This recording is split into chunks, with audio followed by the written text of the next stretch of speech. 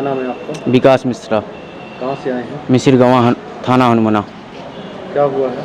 मेरे पिताजी की कुछ लोगों ने, मेरे ही गांव के कुछ लोगों ने हत्या कर दी और उसे जो है तो रोड में लेटाकर एक्सीडेंट बनाया गया।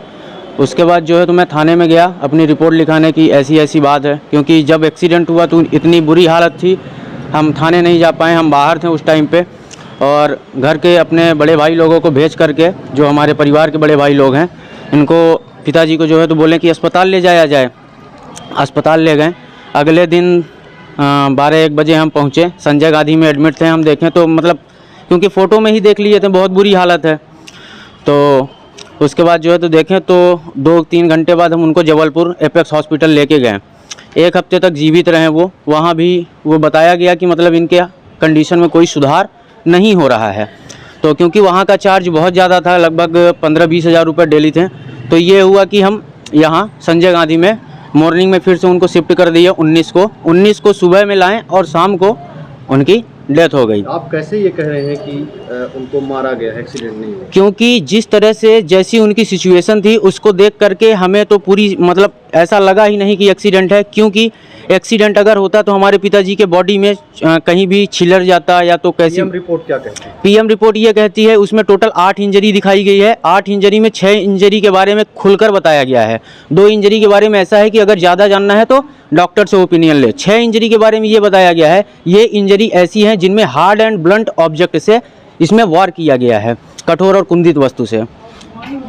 अच्छा, मतलब पीएम रिपोर्ट ये साबित करती जी, है? पीएम रिपोर्ट में साफ साफ ये मेंशन किया गया है। क्या शक भी है कुछ लोगों पे? जी हाँ, शक तो एक उसके ऊपर है जो हमारे पिताजी के साथ हमारे साथ में थे, और 2 लोग और हैं हमारे ही गांव के 2 लोग।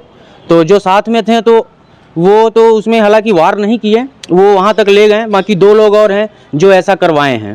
तो क्या सहयोग नहीं मिल रहा पुलिस का? सहयोग सर, हम थाने में गए तो पहले तो हमारी रिपोर्ट नहीं लिखी गई। ये बोला गया कि आवेदन दे दीजिए, हम रिपोर्ट 302 की नहीं लिखेंगे।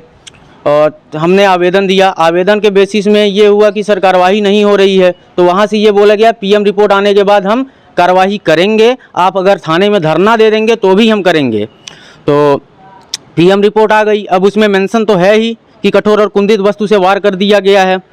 तो उसके बावजूद भी कोई कार्रवाई नहीं की गई। तब हम जो है तो एसपी ऑफिस, डीआईजी, आईजी हर जगह आके आवेदन दिए। आवेदन देने पर सर लोग हमारे सामने फ़ोन किए जितना उनसे हो सका, और बोले कि अब ये कार्रवाई करेंगे। तो ये बोला कि हम की कॉल डिटेल वगैरह उनकी निकलवा लो। सर लोग, डीआईजी सर हमारे सामने बोले थे कि इनकी कॉल डिटेल निकलवाओ, लोकेशन चेक कराओ क्या है कैसा है उस दिन की। तो वो बोले, हमसे भी बात हुई, बोले कि आओ निकलवाते हैं। लेकिन आज बात हुए कम से कम 12-13 दिन बीत गए, आज तक ना कॉल डिटेल ना लोकेशन कुछ भी नहीं निकली। और जो आदमी साथ में था उससे पूछा जा रहा है कि क्या हुआ, कैसे हुआ, घटना कैसे घटी, तो ये बोलता है कि हमें कुछ भी याद नहीं है, हमें कुछ मालूम नहीं है। पुलिस हनुमाना में टीआई है, एसआई कौन है इसमें? ये इस टाइम पे चेतन मास कोले उनके द्वारा सहयोग आपको नहीं मिल रहा? जी, कोई सहयोग नहीं मिल रहा है सर। हम सुबह से जो है तो 2 बजे तक थाने में बैठे रहते हैं, इंतजार किए बैठे रहते हैं।